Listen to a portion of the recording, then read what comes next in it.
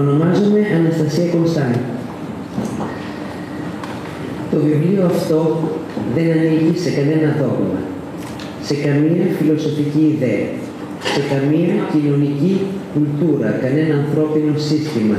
Δεν προωθεί εθνικότητες, δεν εξυπηρετεί συμφέροντα κάποιων κρυφών ή φανερών, μεγάλων ή μικρών, δεν υπηρετεί συμφέροντα του σαρκικού μου ανθρώπου, δεν εργάζεται επιθυμίες του άρρωστου εγώ μου, ανήκει σε κάθε καρδιά που θα το αγαπήσει και θα κάνει τους λόγους του πράξη ζωής κατά τη δύναμη που μπορεί την κάθε στιγμή της ζωής. Ανήκει στους εκφραστές της αγάπης που με πράξεις ζωής υπηρετούν κάθε ανώτερο λόγο ζωής, λέει ο συγγραφέας Παναγιώτης Παναγόπουλος. Άρα, τώρα, ξέρω ότι εξ αρχής ανήκει σε μένα. Με όση μπορούσα περισσότερη γαλήνη, αγαπητές φίλες, αγαπητοί φίλοι που είστε κοντά μας, με όση μπορούσα περισσότερη γαλήνη αποδέχτηκα τη μεγάλη χαρά, τη μεγάλη τιμή, την ύψιστη τιμή να προλογίσω το έργο ζωής του συγγραφέα Παναγιώτη Παναγόπουλου «Αέναο φυσικό στο φως». Έχω κοινωνήσει βαθιά του περιεχομένου του βιβλίου. Γι' αυτό το χαρακτηρίζω έργο ζωής. Το χαρακτηρίζω προσφορά, δωρεά ζωής του συγγραφέα στους ανθρώπους. Είναι ένα βιβλίο αυτογνωσίας, μας λέει ο συγγραφέας. Όμως, θεωρώ ότι βιβλία αυτογνωσίας έχουν γράψει άνθρωποι με σκοπό να γνωρίσει ο άνθρωπος τον εαυτό του, να οδηγηθεί στο μεγάλο ζητούμενο, την ευτυχία. Δεν είναι ένα βιβλίο με εύπεπτες συνταγές χαράς και ευτυχίας. Δεν είναι ένα βιβλίο που το διαβάζεις, ονειρεύεσαι λιγάκι και όταν το κλείνεις και ξαναγυρίζεις στην καθημερινή σου πραγματικότητα, στο καθημερινό σου ψέμα, τότε μελαγχολείς για τη ζωή που δεν έζησα. Ο Παναγιώτης Παναγόπουλος οδηγήθηκε, φωτίστηκε να συγγράψει ένα ξεχωριστό, άρτιο και άριστο έργο για μένα, για σας, για τον παγκόσμιο άνθρωπο. Θεωρώ ότι το αέναο φυσικό στο φως κινείται ευρύτερα στα πλαίσια της επιστήμης που ονομάζεται φιλοσοφική ανθρωπολογία.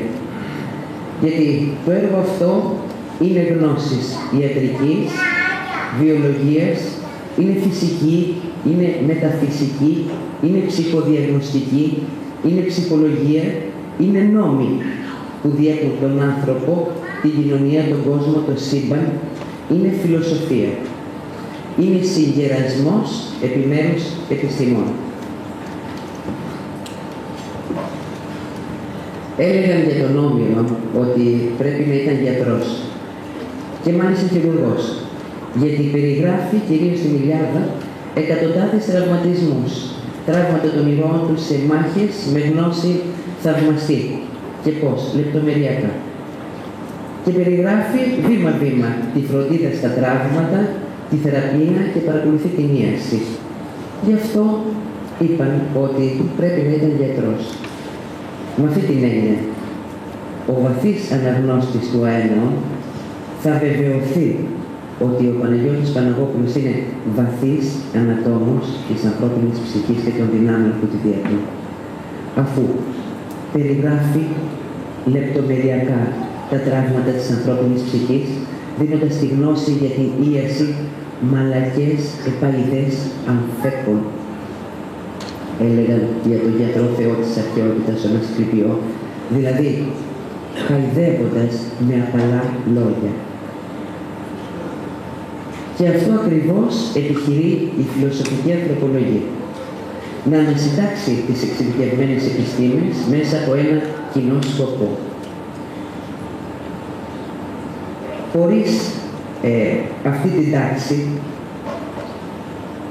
οι επιστήμες τα φιλοσοφικά θεωρήματα, τα θρησκευτικά θεωρήματα παραβλέπουν την ουσία, τον ανθρωπισμό του ανθρώπου.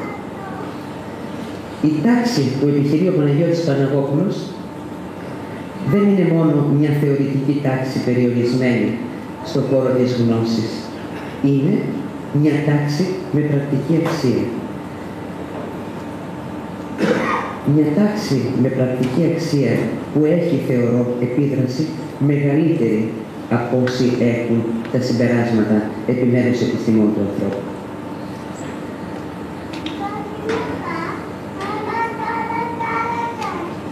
Ο Εμμάνουελ Καντ διακήρυξε ότι ο άνθρωπος θα έπρεπε να θεωρείται το κέντρο, να είναι αυτός ο σκοπός. Εν τούτης ισχυρίζεται ότι ο άνθρωπος χρησιμοποιείται όλο και περισσότερο ως μέσο για την υπηρέτηση σκοτεινών και αντιφατικών συμφερόντων που αποσυνθέτουν την εικόνα του. Η σκέψη του Παναγιώτη Παναγόπουλου είναι καθαρά ανθρωποκεντρική. Το βιβλίο αυτό αφιερώνεται στον παγκόσμιο άνθρωπο.